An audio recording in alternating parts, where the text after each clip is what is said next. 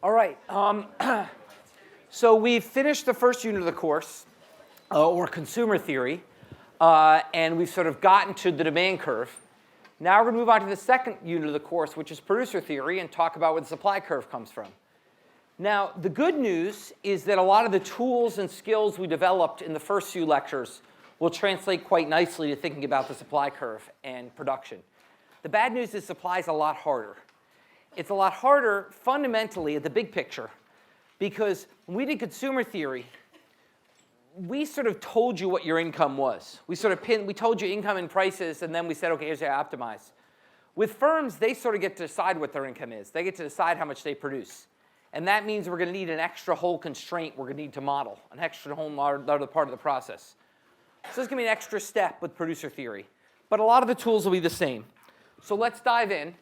We're going to start by talking about just as consumers have a utility function, producers have a production function. So the first parallel is that consumers have a production function. Producers have production function. Now here, their goal is not to maximize production. Their goal is to maximize profits. So as consumers want to maximize utility, producers want to maximize profits, which equals revenues minus costs. So the goal of a producer is to maximize profits, which equals revenues minus costs. And what that's going to mean is going to mean producing goods as efficiently as possible. Maximizing your profits, we are going to focus for the first few lectures on the cost part. In particular, we're going to focus on maximizing profits through minimizing costs. And we minimize costs by producing as efficiently as possible. Okay, and that's what we'll focus on in the next few lectures. Now, what firms can produce comes from their production function. A production function is of the general form Q, that's units of goods produced, is a function of the amount of labor input and capital input used by the firm. So Q, little q. Let me just highlight right here. I will hopefully get this right. I never had a semester I'm getting it totally right. Little q refers to a firm. Big Q refers to a market. Okay? We're going to try to keep this straight. So little q means a firm's production function. Big Q means a market production function. Okay? So, and if I get that wrong, I'm sure you guys will tell me. Okay? So basically, what a production function does is it converts inputs, which are labor and capital, into output through some function. Just like utility function converts goods into happiness through some function. It's the same idea here. But here it's more tangible. Unlike utils, output can actually be measured. So it's not some, preference mapping. It's literally a technological function. Okay, you can get your hands around it more than the utility function. It's literally a technological function by which inputs get converted to an output. Now, and we call these inputs the factors of production. Okay? Labor and capital we call the factors of production. They're the inputs that get used to produce things. Now, what are labor and capital? Labor is pretty easy. Labor is workers. Okay, either number of workers or hours of work. We'll use those interchangeably. But the bottom line is labor is workers. It's you all. Okay? That's sort of the easy part. Capital is harder. Capital is machines, land, building, all the stuff that workers use to make things. Okay, so capital is a vaguer concept. But for now, think of it as like machines and buildings. Okay, the stuff that workers use, the stuff that workers use to produce goods. Okay, and outputs are the goods and services that get produced. Now, when we talk about inputs or factors of production, we're going to talk about them being variable or fixed. Variable means changeable. Fixed means not changeable. Okay? So variable inputs are inputs that can be easily changed, like hours of work. You can easily work. You guys work different amounts of hours every day. You can easily change the hours that you work. You can pull an all-nighter if something's due the next day. You can work less if there's something good on TV. Okay? Fixed inputs are those which are harder to change quickly, like the size of a plant. Let's say you decide you need a bigger plant. You can't just instantly do that. You need to, it takes a lot of production process. You can see by the giant production going on as you pass every day as you walk. If you come from East Campus, you walk to this building. That's been going to take years to build out those new MIT facilities. Okay? So it's not simple. So fixed inputs are inputs that are hard to change quickly. And the key distinction we draw when we think about variable fixed is the short run versus the long run. And these are, the way we define these is that basically in the short run, some inputs are fixed and some are variable. In particular, we're going to say in the short run, labor is variable and capital is fixed.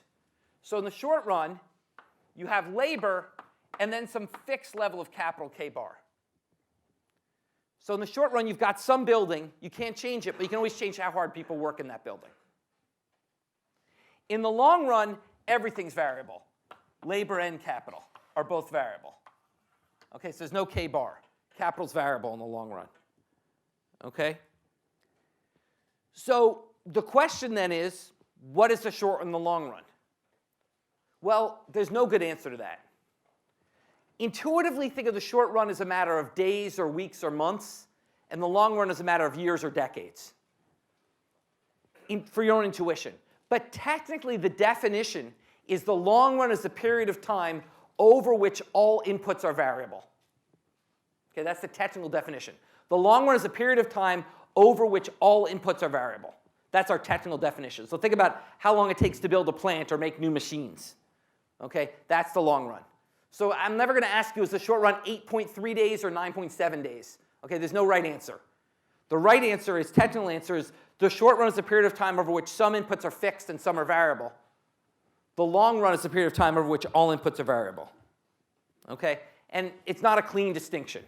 Obviously, in reality, there's a whole range of inputs, ranging from workers to the gas you pipe in to use for your thing, to the raw materials you have to buy, to the machines, to the buildings. Obviously, in reality, there's a whole range of variability. But once again, to make life easier, we're going to shrink this down to two dimensions, labor and capital. Labor is going to always be variable. Capital is going to be fixed in the short run, variable in the long run. Okay? So that's how we'll boil this down to make life easy. Yeah?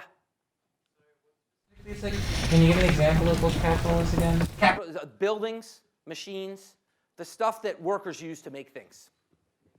Yep. Okay. So now let's talk about, other questions?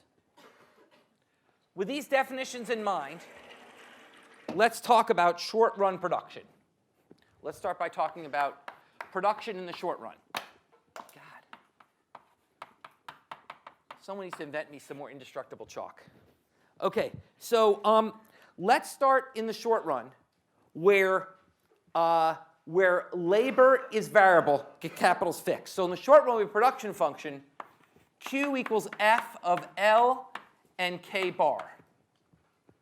Okay, that's our short run production function.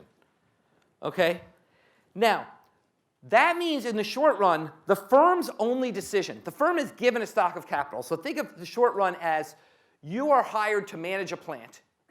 Okay, and the plant, you don't get to decide if the plant should be bigger or smaller or what machines. It's there. Your only decision is how many workers to hire, how many hours of labor to employ. And once again, I'll go back and forth between number of workers and hours of labor. The bottom line is the amount of labor being provided. Okay? The way you're going to decide that is you're going to look at what we're going to call the marginal product of labor. The marginal product of labor, which is simply the change in output for the next unit of labor input. This is very much like a marginal utility of a good. Once again, going back to our parallel consumer theory, the marginal utility of pizza was the delta in utility for the next unit of pizza. The marginal product of labor is the delta in the amount produced for the next unit of labor. Okay? And we are going to assume, much as we assume diminishing marginal utility, we are going to assume diminishing marginal product. Now, this is a little less intuitive than diminishing marginal utility was. At least I hope you found diminishing marginal utility kind of intuitive, that the second slice of pizza be worth less to you than the first slice of pizza. Hope you found that intuitive. Okay? Now, this is a little less intuitive. Once again, like with utility, it's not saying the next worker doesn't help. The next worker does help. It's just that the next worker helps less than the previous worker. Okay? Now, this isn't true everywhere. Okay? Obviously, there are tasks where having two workers together makes both better, and we'll talk about that later on. But we're going to focus on the range of production where this is true. Think about production functions as being, non-monotonic. They can go up and down, but we're going to focus on the range of production where this is true, where the next worker is not as productive. Okay? Because eventually that's going to be true for every firm. And why is that going to be true? Because we're holding capital fixed. The reason eventually workers will get less productive is because there's only so many machines and buildings that can work it. Okay? The classic example, we think, is the example of digging a hole with one shovel. You've got one worker digging a hole that she can do a certain amount of effort. Then a second worker comes along. She can add value. The first can rest, they can trade off, and maybe she's almost as productive, but probably not quite. Then the third worker and the fourth worker. By the time you have 6 workers, they're mostly just standing around because only one shovel.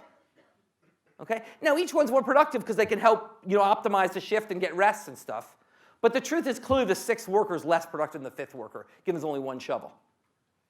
So the key to understanding the intuition of diminishing marginal product is to remember that there's a limited amount of capital. There's a fixed amount of capital. So if there's a given building and you've got 1,000 workers and you try to shove 1,000 first in there, he's not going to do a whole lot of good. Okay? So marginal product of labor comes from the notion that there's a fixed amount of capital. So each additional worker does less and less, adds less and less to the production. Okay? That's the intuition for diminishing marginal product of labor. Okay? And that's pretty much it for short-run production. That's sort of what you got to know. Okay? The more interesting action comes when we go to long-run production. That gets more interesting because now you have an optimization decision over labor versus capital. In the short run, you just decide how many workers to hire. In the long run, now you're back to the kind of utility framework we used. We had to trade off pizza and cookies. Now you get to trade off workers and machines. Now you own the firm. You're going to own it forever. Okay? And you get to trade off.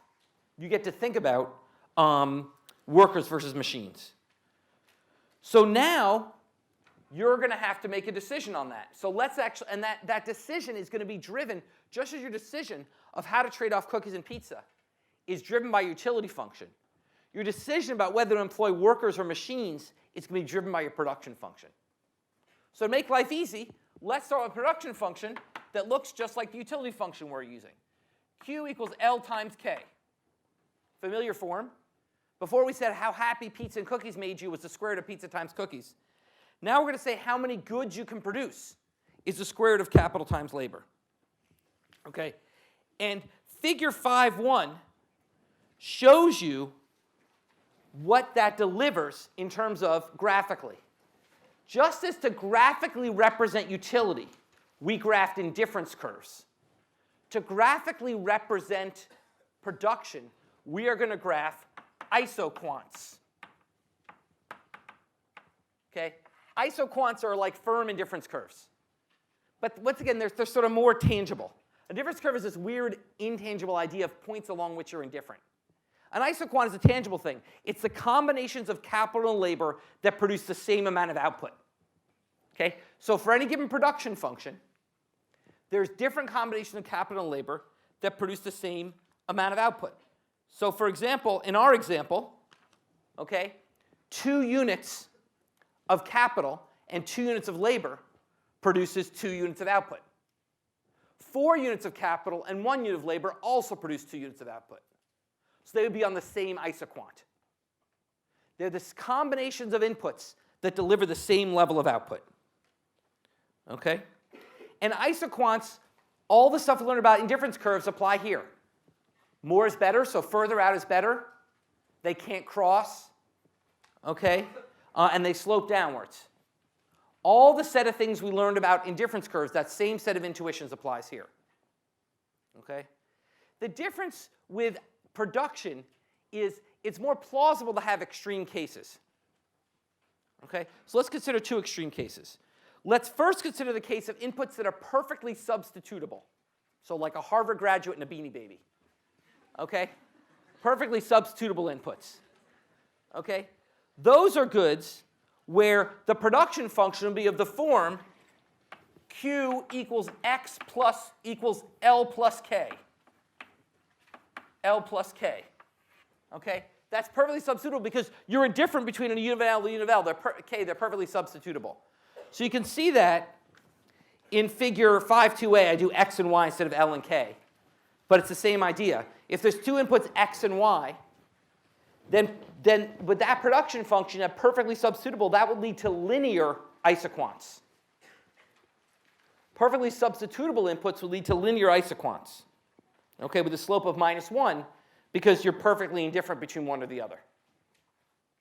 At all levels. At any point in time, you are indifferent between one more unit of X and one more unit of Y, or one unit of labor, one more unit of capital. Okay? At the other extreme would be perfectly non-substitutable inputs. Inputs where you can't produce another unit of one more unit without one of each input. Okay? That would look like figure 5.2b. We call this a Leontief production function. A Leontief production function is one where there's non-substitutable inputs, where the production function is the min of X and Y. That one more unit of Y does you no good unless you also get one more unit of X. So what's an example? What's a real-world example of a Leontief production function? What's a good which would have non-substitutable inputs, where you need at least one of each? Yeah? If you have like programmers and computers, you can bring in a programmer and then just like, Programmers and computers, that's a good one. What else? Yeah? So you need like a right shoe. You need a right shoe and a left shoe. That's the classic example we always use. Cereal and cereal boxes, stuff like that. You know, stuff where you basically need both. Shoes is the sort of classic example. Okay? And that would give you sort of a Leontief production function. Okay? So that's basically, those extremes help you think about what isoquants are and what they mean. Now, continuing our parallel to consumer theory, what is the slope of the isoquant? Okay, what is the slope of the isoquant? The slope of the isoquant, just as we call the slope of the indifference curve the marginal rate of substitution, since we're not very creative in economics, we call the slope of the isoquant the marginal rate of technical substitution. Because it's the same idea, but now it's technical. It comes from a technical production function, not from your preferences. Okay? So marginal rate of technical substitution is the slope of the isoquant, or delta K over delta L. Okay? And as with indifference curves, that slope varies along the isoquant. So we can see that in figure 5.3. Okay? Figure 5.3 is once again drawn for our production function Q equals square root of K times L. Okay? So let's say, for example, we start with one worker and 4 machines at point A. Okay? And now we consider adding a second worker. Well, at point A, that second worker is so productive because diminishing marginal products, okay? You already got 4 machines, only one guy to run them. Like he's not doing a lot of good. So adding a second worker and 2 machines helps a lot. It's not perfectly Leontief, but you can get the intuition that you're better with your 2 workers and 2 machines the same as 1 worker and 4 machines. You're not better off. You're the same off. You're on the same isoquant. So the marginal rate of technical substitution is -2. That is, 1 worker substitutes for 2 machines. Okay? 1 worker substitutes for 2 machines. But now, starting from point B and moving to point C, it takes 2 more workers substitute for 1 machine. Okay? Because if you go down 1 machine, you need a lot more workers to make up for it. So then the MRTS falls to -0.5.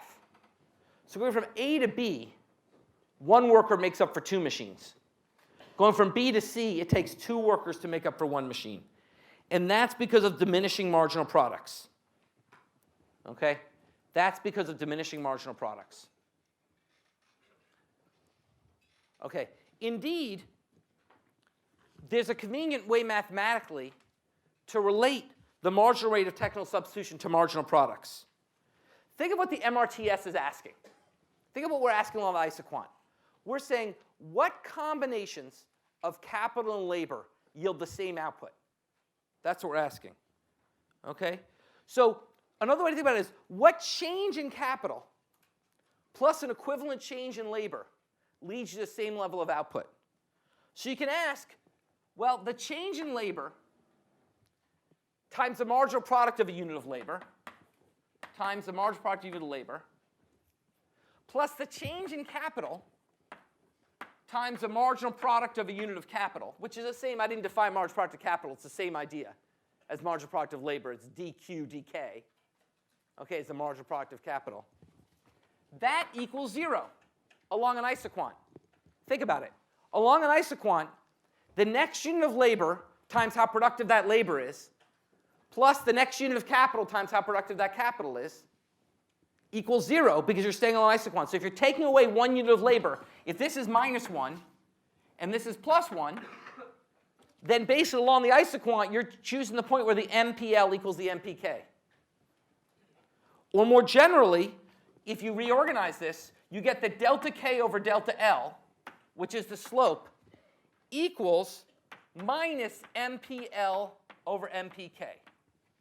And that is the MRTS. Okay? The marginal rate of technical substitution is the negative of the ratio of the marginal product of labor to the marginal product of capital. Once again, should look familiar. It's just like the marginal rate of substitution is the negative of the marginal utility of the good on the x-axis to the marginal utility of the good on the y-axis. Same idea. I derived it a slightly different way here, but it's the same idea. And it comes from the notion that you want to that you're staying constant production as you change labor and capital along this curve. Yeah?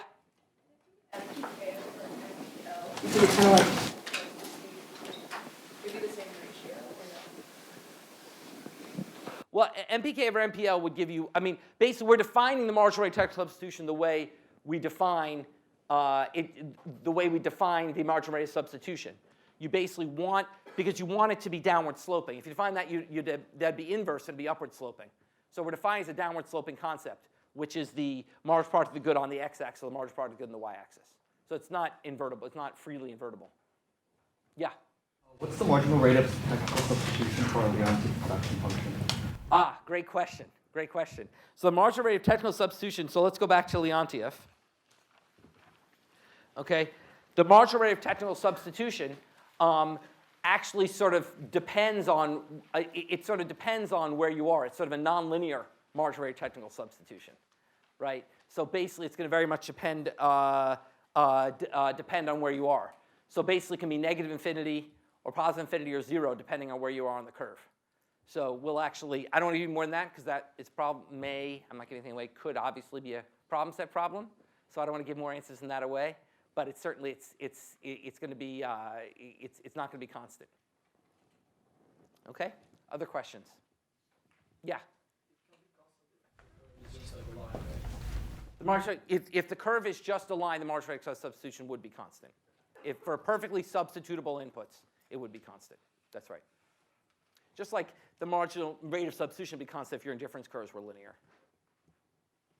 Okay? Good questions. Okay. So that's production. Okay? Other question about production. Okay, that's the basics. And we went fast because basically a lot of it's just parallel to what we did with consumer theory. Okay? Now, but I want to talk about two other aspects of production that we need to keep in mind as we move forward.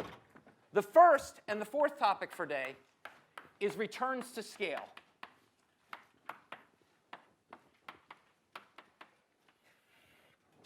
Returns to scale. Okay? This is what returns to scale are asking is what happens to production when you increase all inputs proportionally. So if you double all inputs or triple all inputs or whatever, or cut all inputs by 73%, what happens to production. So it's not about K versus L. It's about a scale, a scaling up or down of the operation. Okay? Now we know, obviously, if you double inputs, production will go up. More is better. The question is by how much. So our baseline, we can think about as what we call a constant returns to scale production function. That would be one where f of 2L 2K equals 2 times f of LK. So a constant returns to scale function means if you double inputs, you double output. If you double inputs, you double output. That's a constant returns to scale production function. But you could also define increasing returns to scale, where doubling inputs leads to more than double the output, or decreasing returns to scale, where doubling the inputs leads to less than double the output. So constant returns to scale means doubling the inputs leads to double the output. Increasing returns to scale means more than doubling the inputs, more than doubles the output. I'm sorry, means doubling the inputs more than doubles the output. Decreasing returns to scale means doubling the inputs less than doubles the output.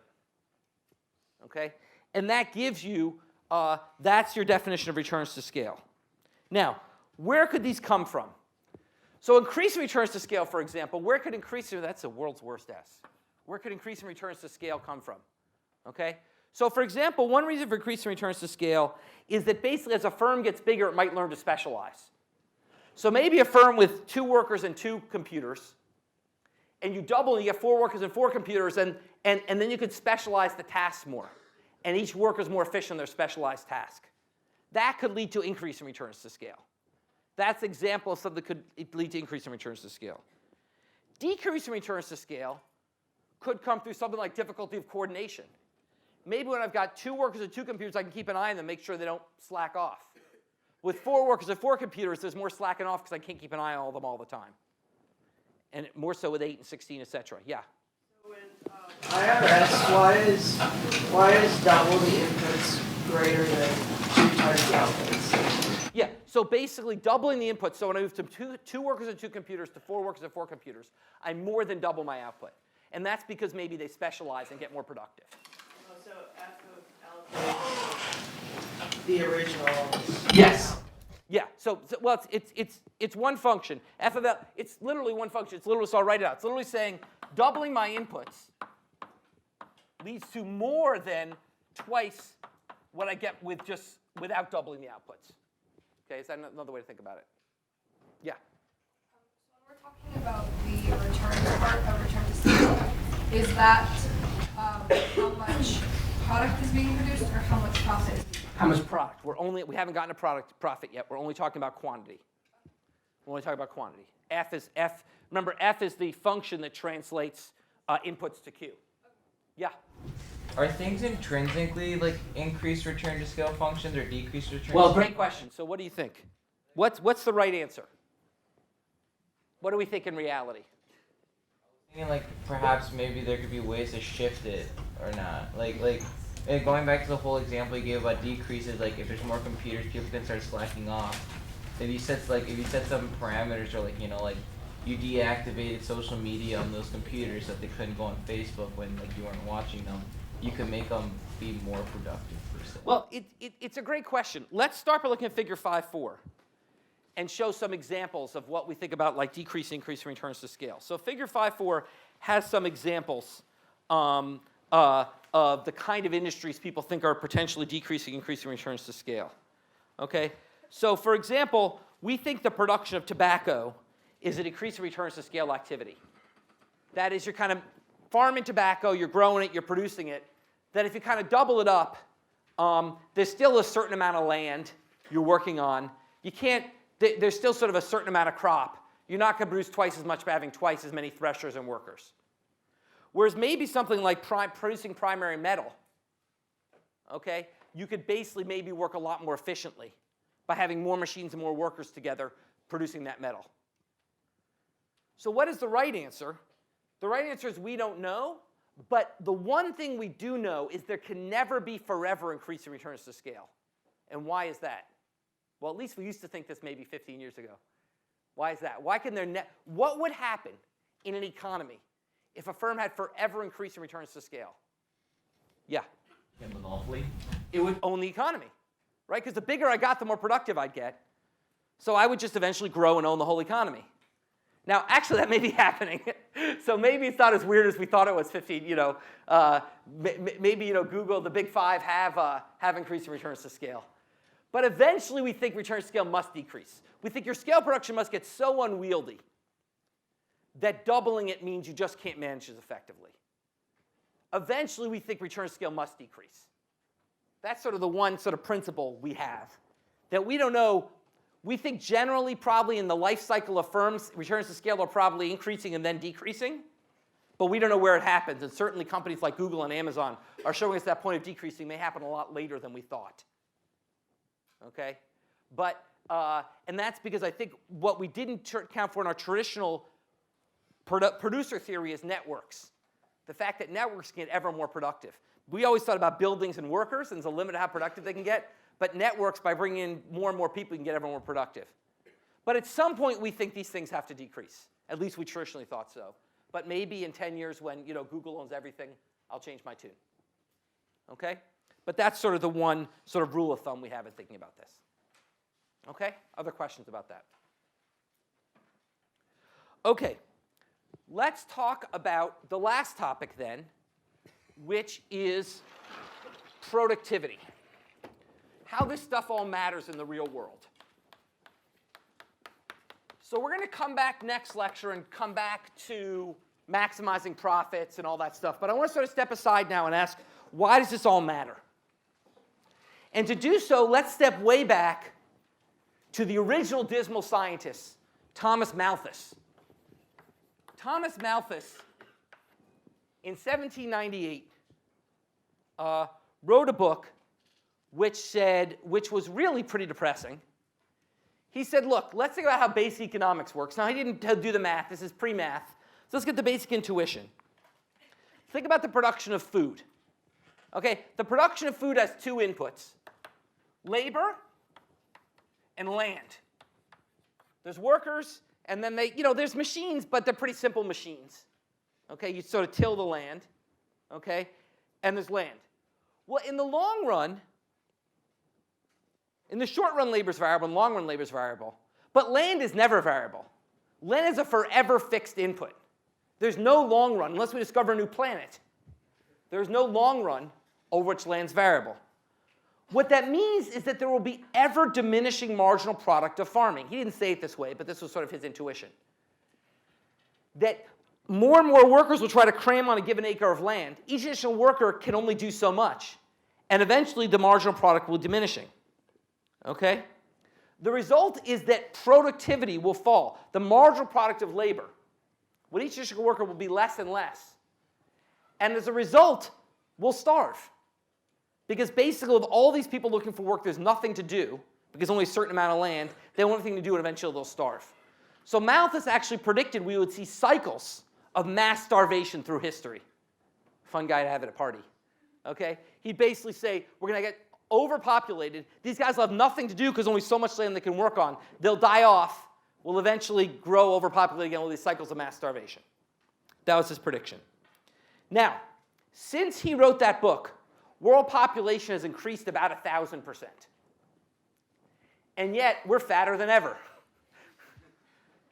I'm not saying, food deprivation isn't a problem around the world. But certainly the world is much better fed than it was in 1798. Okay? What did Malthus miss? What did Malthus miss? What did he get wrong? Yeah? The classic example against it, like he didn't account for innovations. He didn't account for innovation, or what we call productivity. Productivity, or you can also call it innovation. And neither have we so far. We have written production functions of the form Q equals F of L and K. But in reality, the production function is actually Q equals A times F of L and K, maybe A of T, A sub T. And that's a production factor. That basically for a given amount of labor and capital, as you get more productive, you can produce more things. The production function itself changes. You get more productive over time. Okay? In agriculture, how did we do this? Well, we did it in lots of ways.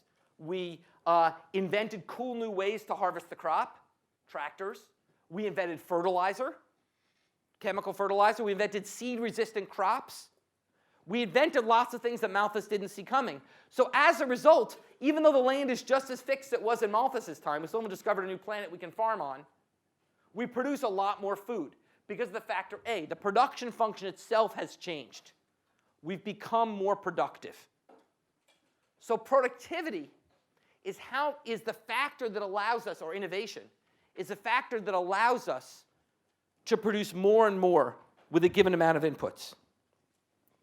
So actually, food consumption per capita is rising. Since 1950, food consumption per person in the world is up 40%. Okay? So while we have starvation, it's terrible, it's up. One side note, some of you may have heard of a very famous economist named Amartya Sen. He's a Nobel Prize-winning economist. One of his main contributions was he studied famines, and he said famines are not a technological problem. He said there's never been in history a famine in a democracy. No democratic nation's ever had a famine. Famines are not about technology. Famines are about politics and corruption and the things that get in the way of proper food distribution. So really, we have enough food. Okay? The food is there. Malthus was wrong. Now, this is not just true in agriculture. It's true all over the world. Let's look at car production, one of the most famous examples. Okay?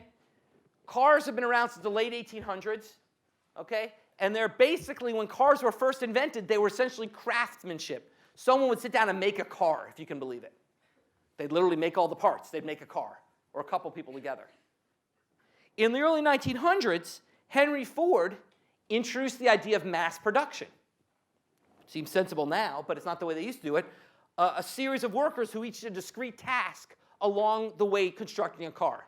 So no worker did a whole bunch of the car. Each worker did a little piece, which massively led to increasing returns to scale by specialization. Okay? He did that, and basically, this was radical at the time. It seems obvious to us now. But he cut the price of building a car more than in half almost overnight and basically wiped out all his rivals. Okay? Through the introduction of mass production. They might think that's pretty cool, but that's old time story. But it's not over. Innovation in car production continues. The Indian company Tata, you may have heard of them. They do a lot of MIT. They finance a lot of stuff at MIT. They have a car called the Nano that they produce for $2,500. Okay? It's a tiny car. It's lighter. They use extra light materials.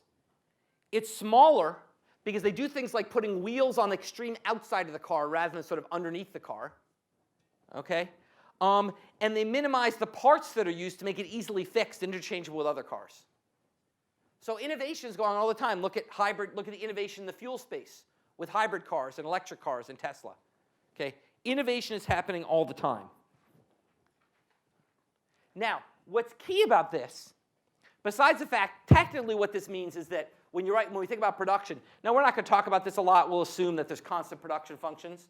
But what that means technically is when we think about over time production, innovation is a key factor. But what this means in terms of all of us sitting in this room is that productivity innovation is fundamentally what determines the standard of living in a country. Our standard of living is determined by productivity. Okay? So basically, if you think about us as workers, if we're going to get richer, we're going to have to make more stuff. Okay? We're going to have to make more Q, or more valuable Q. Okay? Now, given our amount of labor, that's either going to happen through more K, through more capital, or through a faster A, through faster innovation. So ultimately, what determines our standard of living, that is what determines how much shit we have for a given amount of work, is going to be how much we save and how innovative we are. How much capital we have and how innovative we are. Capital, it turns out, is going to come from savings. I sort of cheated there. We're going to talk about that in about maybe 12 lectures from now. We'll talk about where capital comes from. The hint is capital comes from how much we save. And I'll explain why that is. But our return on is determined by how much capital we have, which is a function of how much we save. But it's mostly determined by how innovative we are, how productive we are, how much more we can produce for a given level of inputs. Okay? And if you ask, how does production go up given an amount of capital and labor, we call that total factor productivity. That is conditioning on all the factors. How much does productivity go up? Now, it turns out we have seen a massive shift in productivity in the US. From 1947, after World War II, to 1973, productivity growth in the US was very rapid, about 2.5% a year. What that meant, let's look at what that meant. That meant not doing anything else, working just as hard as we were working. We could get 2.5% more stuff every year. Okay? That's what I mean by our standard of living. Literally, it's saying working the same 40-hour a week, every year we got 2.5% more stuff. Okay? However, from 1973 till the early 1990s, productivity growth slowed down massively, down to about 1% a year. It dropped massively. Okay?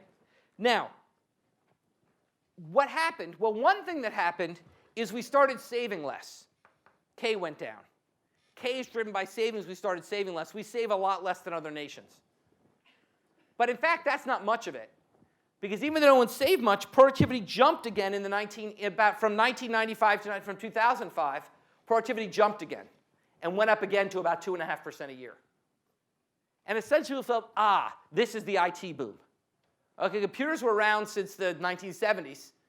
And throughout the late 1980s, early 1990s, people kept saying, where's the productivity gain from computers? And it appeared to show up in the mid-1990s. Suddenly things got more productive in the mid-1990s to the mid-2000s. Okay? Productivity rose to about 2.3% a year. But, much to our chagrin, productivity has stopped growing rapidly and is back to about 1.5% a year. So not as slow as we were. So from 1947 to 73, we grew at about 2.5% a year. 73 to 95, it was about 1% a year. So that meant with the same amount of work, we only got 1% more stuff. Okay? 95 to 05, we went up to about 2.3%. We jumped back up. But since 05, we're down at about 1.5%. So better than we were at our minimum, but not nearly as high as we were at our peak. Okay? So basically, this raises three key questions. Yeah? How is that productivity measured? Great question. So basically, we look at essentially roughly speaking, we look at how much stuff gets produced given how many hours of labor there are submitted to the economy. Roughly speaking, we say, how hard do people work, how much stuff gets made? Boom. That's productivity. Nothing super fancy. Yeah? Simple. What does TFP stand for? Total factor productivity. That's productivity controlling for capital. But the productivity numbers I'm here are not total factor productivity. They're just labor productivity, allowing capital to change. Yeah? It would decrease with people save less, but if you save less, isn't your spending someone else's like? You know what? I don't want to go there. We're going to spend a whole lecture on that. So I don't want to go there. K depends on savings. Just take that as a given for now, and we'll come back to that. We'll spend 2 lectures on it, actually. Okay? Now, I want to raise 3 questions before we go about these facts. Okay? The first question is, why didn't the IT revolution and the computer revolution lead to longer lasting productivity gains? Why did productivity slow back down after 2005? Okay? We don't really know. Folks thought that computers would be the next industrial revolution. This is going to transform our lives. Okay? It looks like what it mostly did is transform how we watch porn. Okay? And basically, it looks like in terms of productivity, it did not actually change things that much. And we don't quite know why. But it is a little bit worrisome that in terms of the long run, that in some sense there wasn't longer lasting gains from innovation. If it's a question about porn, I'm not answering it. With like how if you pour more people into like a team working on a single project, the rate at which the project is worked on tends to decrease. You know, there's lots of theories. We could hypothesize all day about what it is. I'm just going to state the facts and say it's disappointing, and we need to figure out what to do about it. The second question this raises is, how do we spend increase in productivity? What do I mean by that? What I mean by that is, if there's an increase in productivity of 2.5%, that means we have 2.5% more stuff for the same amount of work. But why do we have the same amount of work? Another way to say that is we could work 2.5% less and have the same amount of stuff, roughly speaking. Okay? So I've assumed we work the same and get 2.5% more stuff, but why is that the right answer? Okay? And in fact, the US and Europe, since World War II, have taken very different paths in this dimension. In the US, we've taken all our productivity and put into cooler stuff, and we work harder than ever. In Europe, they work less hard. I mean, starting jobs in Europe have 6 weeks vacation. Okay? Nothing gets done in August in Europe. Okay? They've said, and if you go to Europe, it's a little bit more run down. Okay? It's not quite as gleaming and cutting edge as the US in many places. Okay? Basically, Europe has decided to take some of that productivity increase and put it into more leisure time. We've decided to take all that productivity increase and put it into better phones and gadgets. Okay? So the question is, who's right? We don't know. But the important point is that's an open question. Just because we're unproductive doesn't mean we should just consume more stuff. There's an open question of how you spend your productivity gains. And then there's the final question, and maybe the most important, which is who actually gains from productivity increases? So from 1947 to 1973, productivity went up 2.5%, and virtually every group in society saw their incomes go up 2.5% a year. Since 1973, on average, productivity growth has been about 1.6%. On average, you average these 3 series, about 1.6%. And average incomes have only gone up 0.4%. So productivity has gone up 1.6%, but average incomes have gone up 0.4%. The difference is the gains have all gone to the top of the income distribution. So basically, virtually all of the gains from 1973 until a couple years ago, it started to get better. Essentially, the bottom 80% of people saw no improvement of their standard of living over a 45-year period. Whereas the top 20% saw mass improvement, and even within that, the top 1% saw really mass improvement. Even with that, the top 0.1% and 0.01%, et cetera, saw mass improvements. So as a result, in 1995, the richest 10% of the richest 10% of the population earned 15% of the income. Today, it's close to 25% of the income. It's getting even worse since 2009. If you look from 2009 to 2016, I haven't been updated, and you look at all the money that was made in society, on net, all of it went to the top 1%. What do I mean by that? The top 99% were in 2016 the same place they were in 2009, even though the economy had grown. And all the growth went to the top 1%. So we're actually in an interesting world here where productivity gains by itself may not be enough if we care about what it does to the average standard of living. And that leads to a very interesting set of issues around equity and fairness that we'll spend time on later in the semester. But I want to raise that issue, both that productivity gains can be spent in different ways on goods and leisure, and they can be distributed in different ways. And those are the sets of things we need to be thinking about as we think about economic policy. Okay? So let me stop there. We'll come back. I guess no section on Friday, right? It's an MIT holiday. And we'll come back on Monday and talk more about producer theory.